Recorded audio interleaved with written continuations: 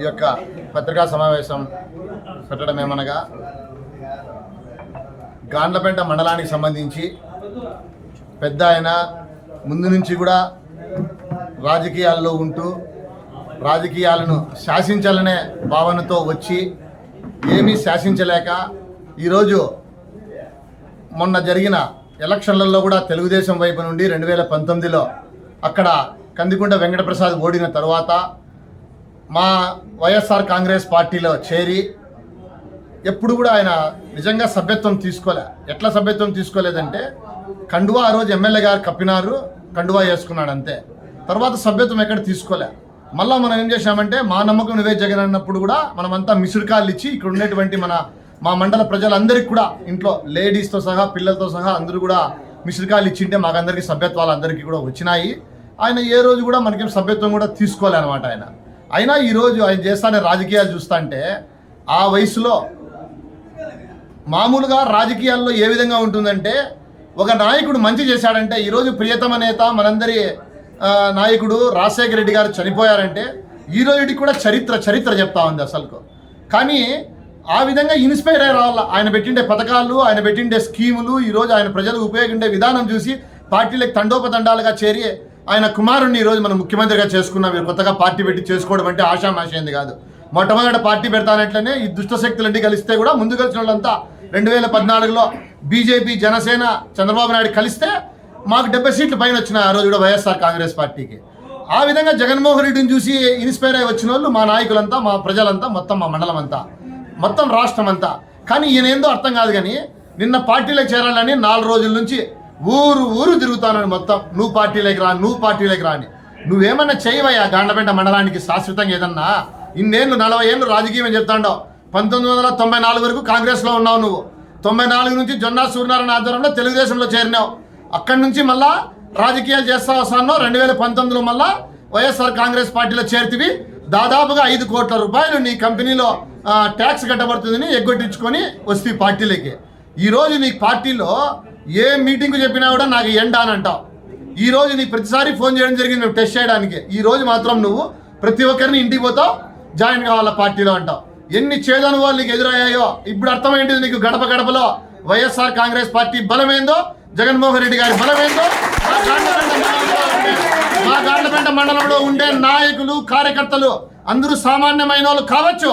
ప్రతి ఒక్కరు కూడా నీలాగా ప్రభావితం చేసేవాళ్ళు మా పార్టీలో 400 మంది ఉన్నారని చెప్పి కూడా మేము పత్రికాముఖంగా తెలియజేస్తాం. కాదు మా లీడర్లు ఒక్క మీటింగ్కి చెప్పకపోతే మాకు రాళ్లతో కొట్టేట్లు ఫోన్ చేస్తారు. ఎందుకంటే పార్టీ మీద అభిమానం ఉంది. అసలు ఈరోజు కన్వీనర్గా నేను ఒక్కటి మర్చిపోయినా కూడా నన్ను నిలదీస్తారంటే మన పార్టీ పైన, వైఎస్ఆర్ కాంగ్రెస్ పార్టీ పైన వచ్చే ఎన్నికల్లో జగన్మోహన్ రెడ్డిని గెలిపించి ఈ రాష్ట్రంలో నిరుపేదలందరికీ మేలు జరగాలని చెప్పి అందరూ పూనుకున్నారు. అందులో భాగంగానే ఈరోజు మక్బుల్ అహ్మద్ అన్న గారికి టికెట్ ఇవ్వడం జరిగింది. అందరం కూడా మేము ఈరోజు ఇక్కడికి వచ్చినటువంటి వాళ్ళమే కాదు, ఏ ఒక్కరిని కూడా మాలో ఎవరిని కూడా నువ్వు చీల్చలేవు, నువ్వు ఎవరిని కూడా పీకలేవు, నువ్వు ఎవరిని కూడా మీ పార్టీలో చేర్పించుకోలేవు అని కూడా మేము ఛాలెంజ్ చేస్తున్నాం. నువ్వు ఇంకా ప్రయత్నాలు ఎందుకు చేస్తున్నావు, ఎక్కడికెక్కడ తిరుగుతున్నావు, నువ్వు అన్నీ అడుగుతా అంటే నీ గురించి చరిత్ర చెప్తాను. పద్ధతి కాదు ఇది. నీ నాయకుడు చేసింటే 100 మంది పోయి చేరుతారు. అసలు ఈరోజు 2014లో రుణమాఫీ అంటేనే మేము దాదాపు విజయానికి దగ్గరికి వచ్చినాము. అసలు మేము ఈరోజు మా నాయకుడు చేసినటువంటి స్కీమ్స్ అన్ని పేదలకందరికీ తెలుసు. ఈరోజు ప్రతి ఒక్కరు కూడా, మహిళలందరూ కూడా ముందుకు వస్తున్నారు. అసలు ఈరోజు మాకు ఒక వాలంటరీ వ్యవస్థ ఉంది. ఆ వ్యవస్థ ద్వారా మేము పనులు చేయించినాం. ఈరోజు మీ ఆ వాలంటీర్లు కూడా ఏమేమో మాట్లాడుతున్నారో మీకు భయం ఉండి. తప్పు ఇదంతా. మీరు మంచి పని చేయండి, మీ పార్టీలోకి వాళ్ళు స్వచ్ఛందంగా జాయిన్ చేసినట్లు చేసుకోండి. కానీ ఇంటింటికి తిరిగి ప్రలోభ పెట్టి వారిని అందరినీ హింసించి వారికి పూర్వ చరిత్ర అంతా ఎత్తి 70 ఏళ్లలో వాళ్ళ తాతల కాలం నుంచి అన్ని ఎత్తి నువ్వు ఈరోజు మొత్తం అన్ని వాళ్ళందరినీ కూడా ఇబ్బంది పెడుతున్నావు. చాలా తప్పు సార్. ఇది మేము పెద్ద ఆయన నువ్వు, మేము చెప్తాం మేము నీకు, ఇది పద్ధతి కాదు. మళ్ళా మనకు అతి త్వరలో ఇప్పుడు మనకు నెలలో ఎలక్షన్లు ఉన్నాయి. అత్యధిక మెజార్టీతో గాండ్లపేట మండలంలో మెజార్టీ సాధిస్తాం. మా కూతుర్లో కూడా మేము మెజార్టీ చూపించుకుంటాం. అది చూపించుకోలేని రోజు మేము శూన్యమని కూడా మేము పత్రికాముఖంగా చెప్తా ఉన్నాం. అంతేకాకుండా మళ్ళా స్థానిక ఎన్నికలు ఉన్నాయి. ఇప్పుడే మా మిత్రుడు ఫయాజ్ చెప్పాడు, ఇంతవరకు స్థానిక సంస్థల ఎన్నికల్లో మేము ఎన్నోసార్లు నీతో పోటీ పడినాం. ఎన్నోసార్లు మేము సమఉజ్జిగా నీ ఇష్టం వచ్చినంత బలం చూపించావు, నీ ఇష్టం వచ్చినంత డబ్బుని మీద వెళ్ళావు. కానీ ఏ రోజు కూడా మేము తగ్గలా. ఏ రోజు కూడా మేము నీ మాటలకు, నీ చేష్టలకు తల కూడా తిప్పిల్లా. అసలు మేము ఇప్పుడు కూడా ఛాలెంజ్ చేస్తున్నాం. మేము అలాంటి తిప్పే పార్టీలో లేము. మేము రాజశేఖర రెడ్డి గారి సైనికులము, జగన్మోహన్ రెడ్డి గారికి కూడా ఇప్పుడు సైనికులుగా మారినాం. మమ్మల్ని అందరినీ కూడా మండలంలో మమ్మల్ని ఎవరిని కూడా నువ్వేమి విచ్ఛిన్నం చేయలేవు. నువ్వేదో నీ ప్రయత్నాలన్నీ మానుకొని మంచి చేసే ఉపాయం చూడండి. మీ నాయకులు కూడా చెప్పు, ఏదన్నా ఉంటే మంచి మాటలతో మంచిగా ప్రజల దగ్గరికి పోతే ఓట్లు పడతాయి. కానీ ఈ విధంగా ప్రలోభ పెట్టి హింసించి ప్రతి ఇంటికి కూడా పోవడం భావ్యం కాదని చెప్పి మేము పత్రికాముఖంగా తెలియజేస్తూ ఈ అవకాశం ఇచ్చినటువంటి మా యొక్క వైఎస్ఆర్ కుటుంబ సభ్యులందరికీ కూడా ధన్యవాదాలు తెలియజేసుకుంటూ సెలవు తీసుకుంటున్నాం. గాళ్లపేట మండల వైసీపీ సమావేశము శుభపరిణామము. ఏదైతే బోగస్ న్యూస్ అనేది 1000 మంది 2000 మంది పార్టీని వీడుతారనేటువంటి ఈ బోగస్ న్యూస్లో విని అందరూ కూడా ఆశ్చర్యపోయాము.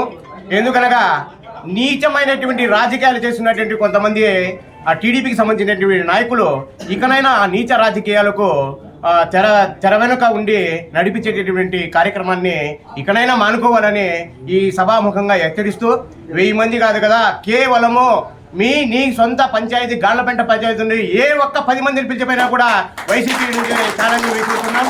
ఏదైతే ఇక్కడ ఉన్నటువంటి బడుగు బలహీన వర్గాలు గ్రామ పంచాయతీలు ఉన్నటువంటి మండలంలో ఉన్నటువంటి వారి యొక్క ప్రలోభాలకు లోబడి ఏ ఒక్క ఓటర్లు కూడా పిలిచిపోయినా కూడా మేము దానికి ఖండిస్తామని, అదేవిధంగా ఈ కుటుంబ సభ్యులు ఈ వైసీపీ నాయకులను ఏ ఒక్కరిని కూడా ప్రలోభ పెట్టలేవు.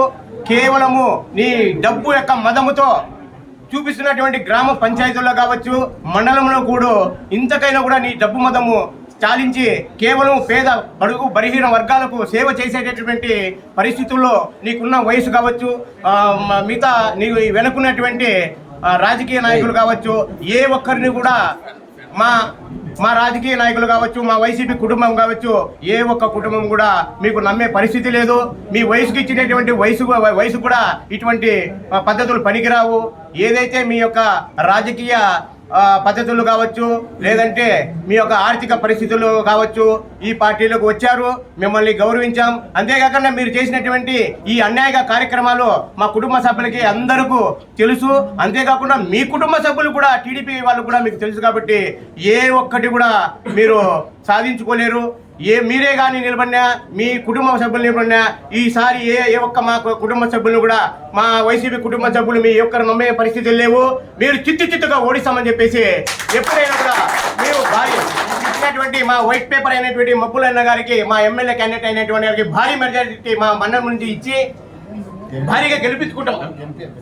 ఆ ఎంపీ అభ్యర్థి శాంతమ్మ గారిని మరియు మబ్బులన్న గారిని భారీ మెజార్టీ మా మండలం నుంచి తెచ్చుకొని మా వైసీపీ లీడర్స్ కావచ్చు, మా వైసీపీ కుటుంబ సభ్యులు కావచ్చు, మేమందరూ కూడా మీకు సరైనటువంటి బుద్ధి చెప్తామని ఈ సందర్భంగా తెలియజేసుకుంటూ ఈ అవకాశం ఇచ్చినటువంటి వారికి ధన్యవాదాలు తెలుసుకుంటాం.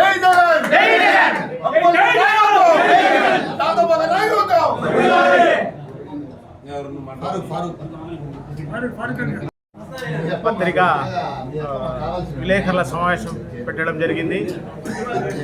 ఈ వెంకటరమణారెడ్డి గారు గాళ్లపేట టీడీపీలో నుంచి వైసీపీలోకి చేరే రోజు కూడా వైసీపీ కార్యకర్తలు ఎవరు కూడా సుముఖంగా లేరు.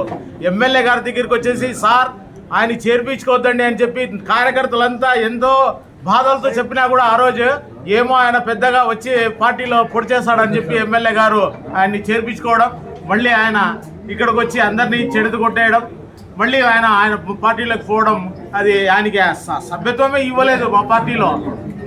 ఎమ్మెల్యే గారు కండువా చేసినారు అంత తప్పితే ఈరోజు మళ్ళీ ఆయన రాజీనామా చేసినారని చెప్పి పోవడం పద్ధతి కాదు. ఆయన రాజకీయ ఇది చేయడం పద్ధతి కాదని నేను ఈ సభాముఖంగా తెలియజేస్తున్నాను.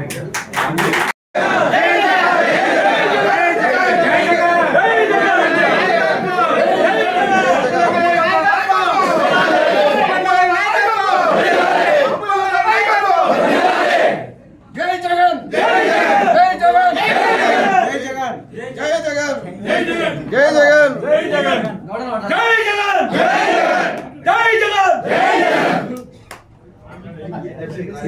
అరే మాట్లాడుకున్నాను.